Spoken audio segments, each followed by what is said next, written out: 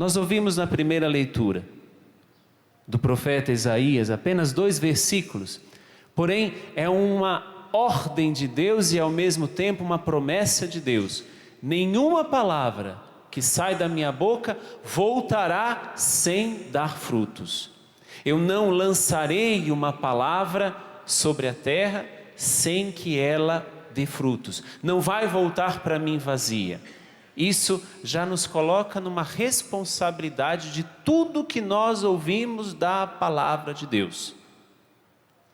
Já nos coloca como responsáveis por tudo o que Deus nos fala. Às vezes nós podemos até entrar num desespero, porque Deus vai fazendo promessas ao longo da nossa vida. Só que as promessas de Deus não acontecem no nosso tempo, acontecem no tempo dele. Só que o desespero bate quando nós vamos percebendo que as promessas que Deus prometeu para nós lá atrás, lá na nossa história, ainda não se realizaram. Bate o desespero, mas a palavra do profeta Isaías nos diz: nenhuma palavra volta sem dar frutos. Isso dá a mim e a você a responsabilidade. Primeiramente, nós temos 2 banquetes na Eucaristia que nós participamos. O banquete da palavra, o primeiro altar, o banquete da Eucaristia, o segundo altar. Não basta apenas comungar do corpo de Jesus.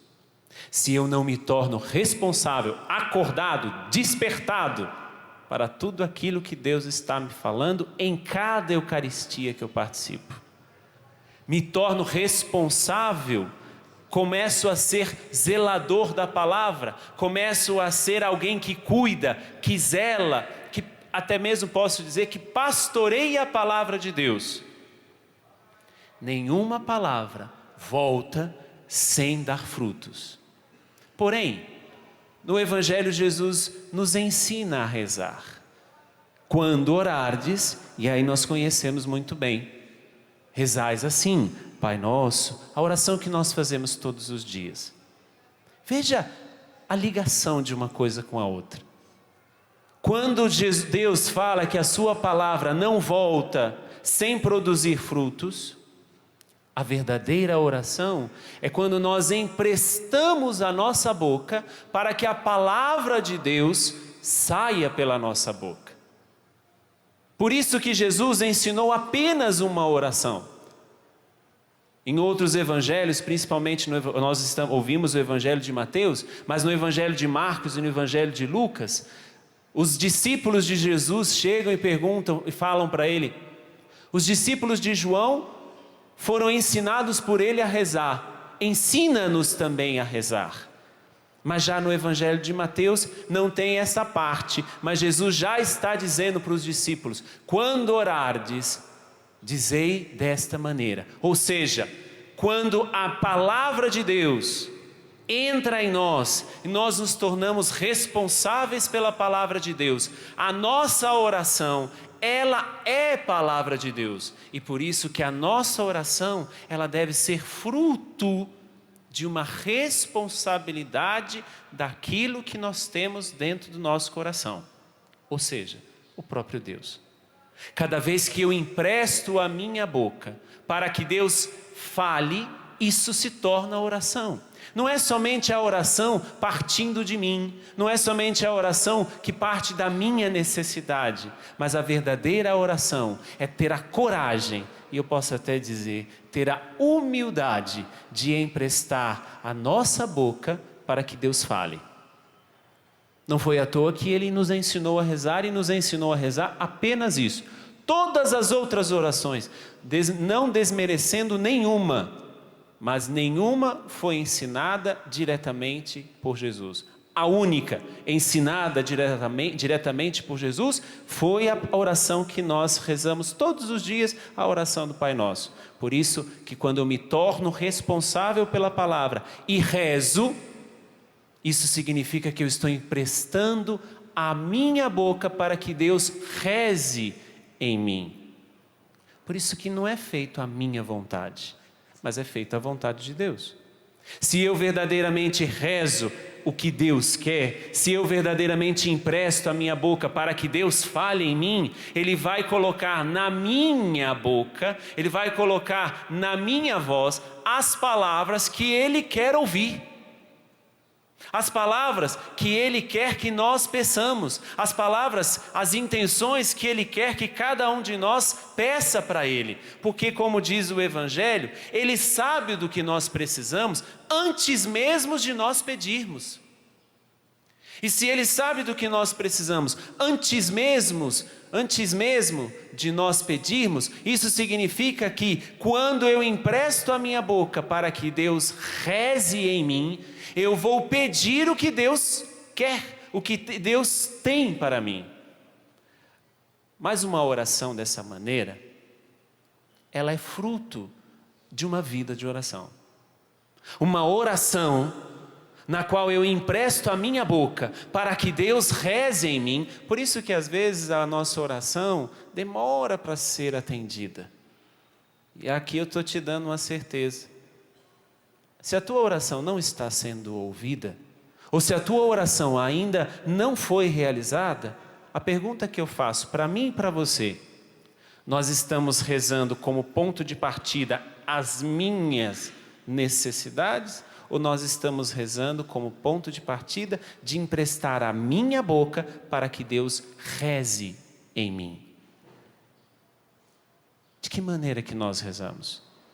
O ponto de partida, quando eu dobro os meus joelhos, quando eu vou participar de uma Eucaristia, quando eu pego um terço na mão, ou como qualquer outro tipo de prática popular de piedade, da maneira que eu me coloco para rezar, eu estou partindo das minhas próprias vontades, ou eu estou pedindo para que Deus pegue a minha boca emprestada e reze em mim.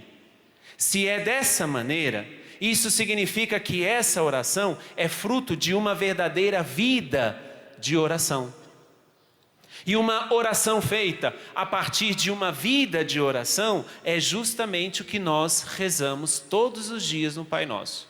Não basta apenas soltarmos palavras, não basta somente nós dizermos, até mesmo a oração em línguas, por exemplo.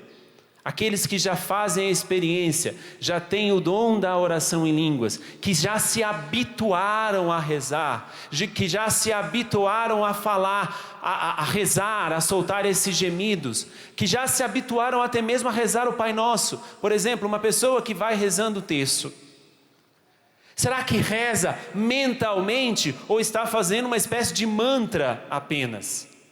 De mantra significando apenas uma repetição de palavras, mas que na verdade nós nem sabemos mais o que estamos dizendo. A oração, ela parte de uma vida de oração. Por isso que quando eu me coloco diante de Deus, emprestando a minha boca para que Deus reze em mim, que peça em mim, isso parte de uma vida de oração. Mas, Padre, o que é uma vida de oração? Aí nós dividimos o Pai Nosso em 3 partes. A primeira coisa: Pai Nosso que estais nos céus, santificado seja o teu nome.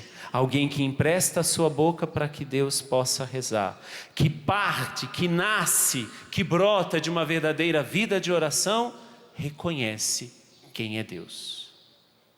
A primeira característica para vermos se temos verdadeiramente uma vida de oração é reconhecer quem é Deus. Mas reconhecer quem é Deus não apenas como um doador de coisas, mas como um Pai que ama. Pai nosso que estais nos céus. Como um Pai que ama, se reconhecer também filho.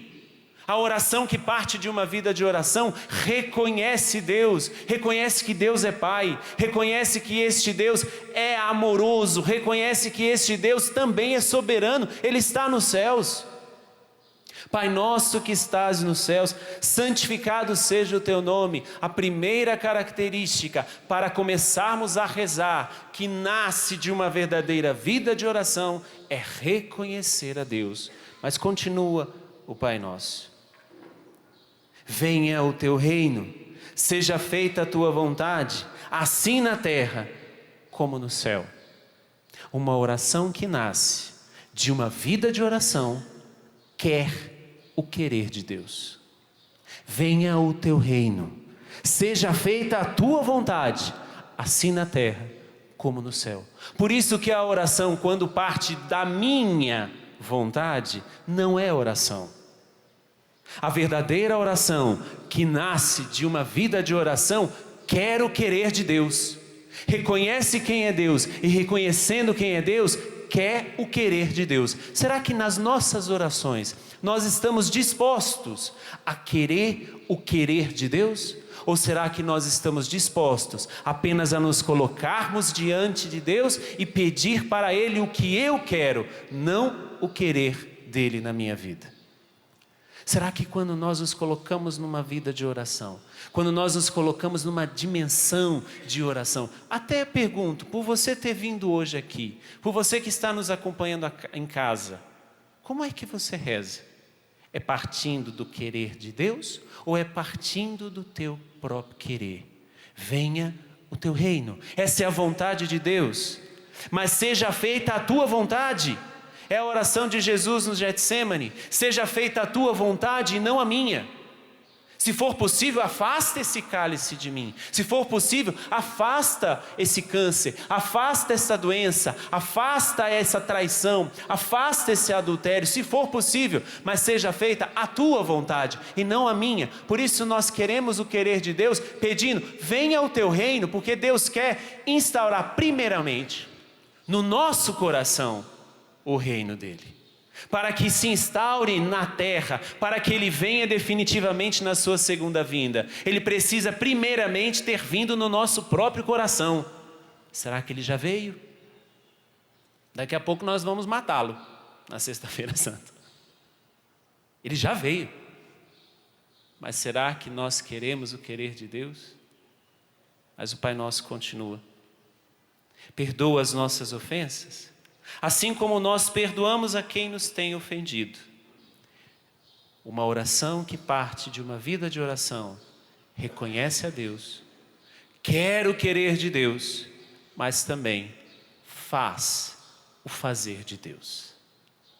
Não basta reconhecer quem é Deus, não basta querer apenas o querer de Deus, se nós não fazemos o fazer de Deus. E o fazer de Deus, veja a ousadia que Jesus nos ensinou: perdoa as nossas ofensas, assim como nós perdoamos a quem nos tem ofendido. Eu não sei se nós temos noção do que nós rezamos quando rezamos o Pai Nosso. Perdoa-nos, nós estamos pedindo: perdoa-me, como eu perdoo aquela pessoa que pior fez para mim. Será que nós perdoamos essa pessoa? Aquela pessoa que mais te maltratou, aquela pessoa que mais te fez sofrer, será que você perdoa ela?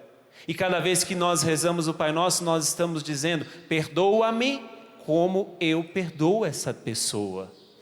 Por isso que eu reconheço Deus, por isso que eu quero querer de Deus, mas também por isso que numa vida de oração eu faço o fazer de Deus.